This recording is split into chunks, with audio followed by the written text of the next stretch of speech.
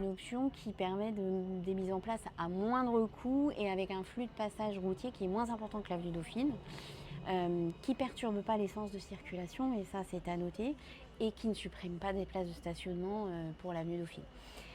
Donc je me dis pourquoi pas, sachant que l'avantage étant surtout qu'il va y avoir une sécurisation au niveau de l'intersection du pont justement Georges V, ce carrefour qui est quand même justement un gros axe de transfert et qui peut présenter une dangerosité sur les priorités, etc. Donc ça, c'est un gros plus de pouvoir faire cette étude-là et cette mise en place sécurisée.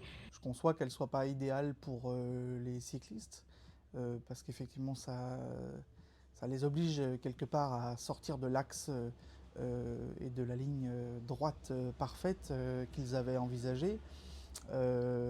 Malgré tout, je pense que c'est dans un premier temps en tout cas, un compromis qui est peut-être plutôt intéressant. La rue Saint-Marceau, c'est très bien, oui.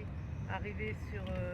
parce que c'est en parallèle et c'est fluide par là.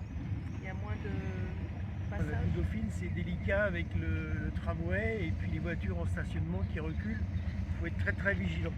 Et là, par la rue Saint-Marceau, c'est moins fréquenté, ça sera plus tranquillisant. C'est un compromis pas engageant, c'est-à-dire qu'on aurait peut-être trouvé une solution peut-être meilleure qui peut satisfaire à la fois les commerces, parce que je comprends que les commerçants aient besoin en fait d'un accès véhicule à double sens sur l'avenue Dauphine, ce qui est assez légitime, mais peut-être que sacrifier des espaces, je ne sais pas de quelle manière, je ne suis pas du tout un expert en la matière, mais peut-être qu'on aurait pu trouver une meilleure solution, me semble-t-il. Pour les vélos, aujourd'hui, c'est extrêmement dangereux l'avenue Dauphine.